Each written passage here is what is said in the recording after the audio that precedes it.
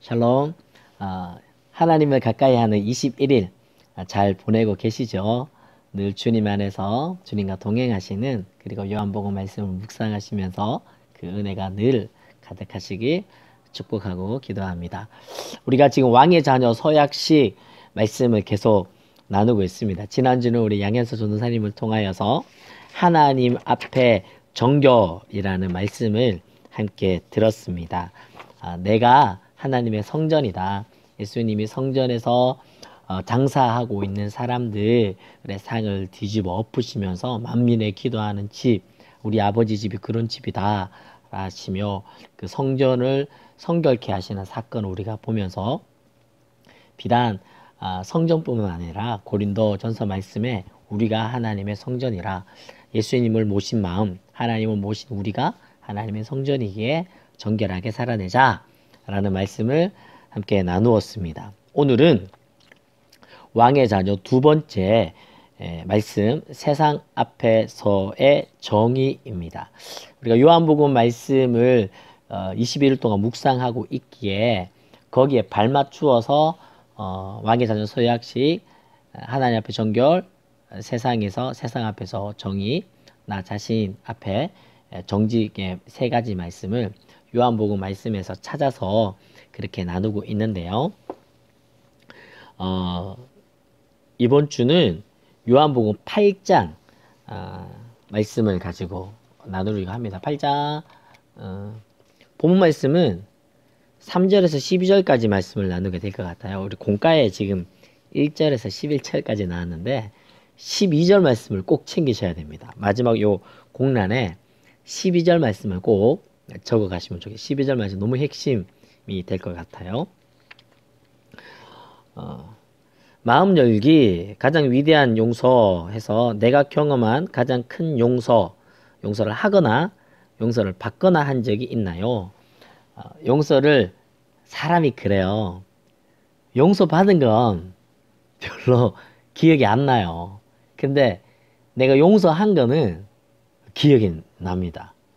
그래서 네가 용서한 거 한번 이야기해 볼래? 하면 용서받은 것보다는 더 많이 할 것 같아요. 왠지 용서받은 거는 내 잘못을 이야기해야 되니까 부끄러우니까, 남이 자기에게 잘못한 걸 내가 관대하게 용서해줬다, 이 이야기를 한번 나눠 보시면 서로 와 잘했다 칭찬도 해주고 그러면 좋겠습니다. 본문 말씀을 같이 한번 꼭 읽어 주시고요. 12절 말씀까지도 꼭 한번 읽어 주시길 부탁을 드리겠습니다. 그리고 말씀 속으로, 성경 속으로 들어가서 문제는요, 본문을 잘 이해할 수 있는 그 문제를 다시 한번 점검하는 것이니까요. 1번, 서기관과 바리새인들이 잡은 여인은 어떤 여인이며 율법에는 어떻게 명령하고 있습니까? 음행 중에 잡힌 여인을 끌고 왔죠. 모세 율법에서는 간음한 여인을 돌로 치라고 했습니다. 근데 신명기 22장 22절을 보면 간음한 여인만 죽이는 게 아닙니다. 어떤 남자가 유부녀와 동침한 것이 드러나거든. 그 동침한 남자와 여자를 둘 다 죽여, 이스라엘 중에 악을 제할지라. 둘 다 죽이는 거예요. 이번에 보니까 서기관과 바리새인이 예수님에게 질문한 내용과 질문의 이유는 무엇입니까? 모세 율법에는 음행한 중에 잡힌 여인을 돌로 쳐 죽이라고 명령했는데 예수님 어떻게 하실 것인지 물었죠. 이런 물음의 이유는 예수님은 시험에 빠뜨려서 고발할 거리를 찾으려고 했습니다. 두 가지 고발거리가 나옵니다. 하나는 모세의 율법에는 돌로 쳐 죽이라 했는데, 그래, 율법에 죽이라 했으니까 죽여라 하면 이 당시에 이스라엘이 어디의 속국입니까? 로마의 통치 아래에 있는 속국이기 때문에 사람을 함부로 죽일 수 없습니다. 그래서 로마의 법정에 세워서 로마의 법정에서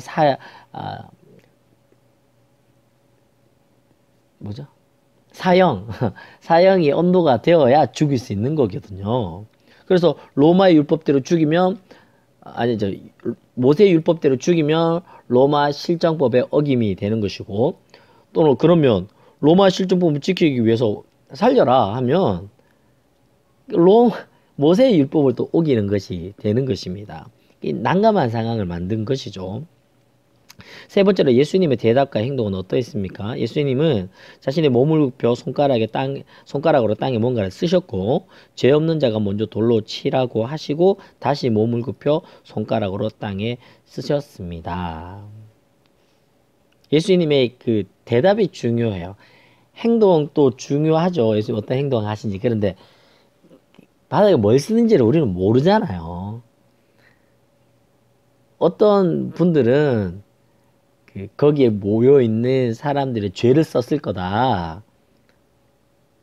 죄 없는 자가 쓰라 했으니까 니들 죄 있다. 너는 이런 죄 쓰지 않았냐. 또 어떤 분은 거기에 그 여인과 같이 동침한 가늠한 남자들의 명단을 썼을 것이다. 뭐 이런 추측들을 하지만 알 수 없는 것이고요. 그렇다면 저는 좀 무게 있게 보고자 하는 것은 예수님의 말씀이에요. 죄 없는 자가 먼저 돌로 치라. 4번 그들 서기관과 바리새인 및 백성들의 반응은 어떠했습니까? 이유는 무엇입니까? 양심의 가책을 느껴서 성전을 나가버렸습니다. 양심의 가책을 느껴서 여인을 끌겨놓았는데 죄 없는 자가 먼저 치라 하니까 갑자기 자기가 찔리는 거예요. 그래서 여인을 죽이려고 들었던 그 중호와 분노의 돌멩이를 바닥에 툭툭 떨어뜨리고는 성전을 나가버린 것입니다. 5번 여인을 향한 예수님의 말씀은 무엇입니까? 죄 없으셔서 충분히 정죄하실 수 있는 예수님도 정죄하지 않으셨습니다. 그리고 뭐라고 이야기하십니까? 다시는 죄를 범하지 말라고 말씀하셨습니다. 내일 설교 말씀에서 제가 소두에 이야기하고 싶은 게 있는데요. 그게 바로 촛불 집회예요. 선생님들 중에 촛불 집회 가신 분들도 좀 계시겠죠. 저도 참 가보고 싶었어요. 역사적인 현장에 한번 가보고 싶었는데 저는 가지 않게 됐던 계기가 하나가 있어요. 그게 뭐냐니까 한 사진이 기사에 떴어요. 광화문 광장에 촛불 집회를 한다고 막 불빛이 너무 밝은 거예요. 그런데 사진이 이렇게 구도를 잘 잡아가지고 광화문 넘어 보이는 경복궁 뒤에 있는 청와대가 보이는데 청와대가 캄캄한 거예요. 청와대 창문 다 닫혀 있고 불도 다 꺼져 있고 커튼도 다 쳐져서 청와대가 캄캄한 거예요. 근데 광화문 엄청 밝은 거죠. 진실을 밝혀라, 정의를 밝혀라, 막 이런 문구를 가지고 촛불 집회를 하는데 그 촛불의 의미가 뭐겠습니까? 비록 촛불은 작고 연약하지만 이 촛불이 다 모였을 때는 어둠을 이기고 정의를 밝혀내는 정의의 촛불로 우리가 상징하고 있는데 이 정의의 촛불이 광화문을 밝히고 있지만 그 우리가 밝히고자 하는 정의의 실체가 되는 청와대는 캄캄한 거예요. 그 제가 장면을 보고 기사를 보면서 제 스스로에게 던진 질문이 과연 설창석 너는 즉 광화문에 가서 정의를 밝혀라라는 정의의 촛불을 들 수 있냐라는 거예요. 그 촛불을 청와대를 향해 비출 것이 아니라 네 가슴에 비춰야 되는 거 아니야? 라는 이 질문 앞에 제가 광화문에 나가지는 못했습니다. 정의는요, 어둠을 밝혀내는 것이 정의죠. 잘못을 밝혀내는 게 정의입니다. 그런데 오늘 본문에 나오는 서기관과 바리새인들 그리고 돌멩이를 들고 가늠한 여인을 같이 잡아왔고 명령만 떨어지면 언제든지 돌멩이로 여자를 쳐 죽이려고 하는 그 분노와 비난의 남자들이 무릇 많이 있었는데 그들이 외치는 정의는 무엇입니까? 이 여자는 더럽다라는 거예요. 이 여자는 죽어야 된다라는 거예요. 이 여자는 율법을 어겼다라는 거예요. 그래서 내가 정의의 돌멩이로 내가 이 증오와 비난과 비판의 이 돌멩이로 저 정의롭지 못한 여인을 내가 처단하겠다라는 거예요. 근데 신기한 건 처음에 이야기했다시피 가늠한 사람은 남자든 여자든 율법에서는 다 죽이게 되어 있습니다. 여자만 죽이는 게 아니라는 거예요. 그런데 왜 이 현장에 여자만 잡혀왔습니까? 남자에 대해서 관대함을 보여줬어요. 이 남자들이 남자를 안 잡아왔어요. 같이 있었을 거 아니야. 현장에서 잡아왔으니까. 근데 왜 남자를 안 잡아왔을까요? 이 남자들이 한통속인 겁니다. 원래 사람은 자기와 동일한 사람에게는 관대해지는 것입니다.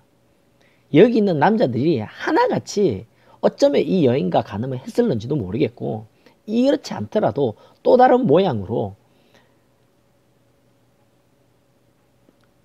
간음한 현장에 있었던 남자와 비단 다르지 않다라는 거예요. 그럼에도 불구하고 자기들은 정의롭다라는 거죠. 그래서 나의 정의로 이 여자를 심판하겠다라는 거예요. 그랬을 때 예수님이 하신 게 뭡니까? 너희 중에 죄 없는 자가 먼저 치라. 그 순간 여자를 향해서만 정의의 촛불을 들던 그 사람들이 그 정의의 촛불이 어디를 향한 거예요? 자기 자신을 향했던 겁니다. 상대방을 향해서만 정의를 외치던 그 횃불이 어디를 향한 겁니까? 자기에게로 정의의 횃불이 방향을 돌린 것입니다. 그랬을 때 자기 실체가 드러난 거예요. 여인의 실체만 들춰내고자 했던 그 정의의 횃불이 자기를 들춰내니 여인뿐만 아니라 어쩌면 여인보다 본인이 더 추악한 사람임을 그들이 알게 된 것입니다. 오늘 말씀의 결론이 바로 이런 내용입니다. 세상의 정의의 특징이 무엇입니까? 세상의 정의의 특징은 이 정의의 촛불로 상대방의 잘못을 들춰내겠다는 거예요. 상대방의 실체를 들춰내고 비난하고 비판하고 정의의 돌멩이로 심판하겠다라는 것이 세상의 정의입니다. 그렇다면 예수님의 정의의 특징은 무엇입니까? 동일합니다. 우리의 연약함을 들춰내세요. 예수님이 빛이시거든요. 12절 말씀의 특징이 12절에 가장 중요한 게 바로 그거예요. 12절 말씀이 예수께서 또 말씀하여 이르시다 나는 세상의 빛이니 나를 따르는 자는 어둠에 다니지 아니하고 생명의 빛을 얻으리라. 빛 대신 예수님께 나아가면 우리 모두가 들춰지는 거예요. 우리 연약한 나의 실체는 다 드러나게 되어 있습니다. 왜? 예수님이 빛이시거든요. 예수님이 정의의 실체시기 때문입니다. 그분 앞에 나아가면 우리의 감추고 있던 모든 것, 창문 닫고 불 끄고 커튼 뒤에 숨어있는 그 모든 것들이 들춰지게 되어 있습니다. 하지만 주님이 어떻게 하십니까? 나는 너를 정죄하지 아니하겠다. 나는 너를 정죄하지 아니하겠다. 이 복음, 복음 중에 복음, 용서의 복음, 사랑의 복음. 죄를 들춰내시지만 그 죄를 용서해 주시는 거예요. 근데 더 중요한 건 뭐냐? 다시는 죄를 범치 말라. 라고 말씀하신 것입니다. 사랑하는 여러분, 세상의 정의는 어떻습니까? 예수님의 정의는 어떻습니까? 세상 앞에 정의롭게 위한 나의 다짐을 살아낼 수 있는 힘의 근원은 어디에 있습니까? 오늘 아이들과 함께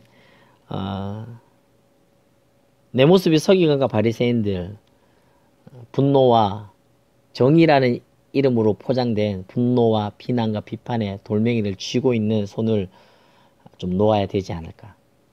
또는 세상의 정의 앞에 또는 빛 대신 주님 앞에 나의 연약함이 다 들춰져서 너무나 부끄럽고 수치스럽고 죽음과 절망의 자리에 있는 우리에게 나는 너를 정죄치 않겠다. 복음 중에 복음으로 우리를 용납해 주시고 용서해 주시는 그 사랑. 하지만 그걸로 끝나지 아니하고 용서받은 자의 삶, 사랑받은 자의 삶을 살라고 다시는 죄를 범치 말라고 말씀하시는 그 삶을 살아낼 수 있는 힘의 근원이 빛 대신 예수님으로 인해 빛 가운데 거할 때는 어두움이 함께하지 못하는 생명의 빛 대신 주님과 함께 동행하는 우리 선생님 그리고 우리 아이들 되기를 우리 서영 고등부 되기를 기도하며 세상 앞에 정의 이 공과를 함께 기도하며 공과 준비하시고 아이들과 나눔을 해주시면 좋겠습니다. GBS는요 그룹 바이블 스터디이지만 그룹 바이블 쉐어링이 더 중요합니다. 설교를 통해 이미 내용을 잘 파악하고 알고 있을 터이니 아이들과 함께 서로 이야기를 나눠주시고 너는 어떻게 생각하니? 그렇게 생각하는구나. 그래 맞아. 함께 그 이야기를 나누어 주시고 함께 기도해 주시는 그런 공과 시간이 되기를 권면해 드립니다. 주일날 뵙겠습니다. 감사합니다. 샬롬.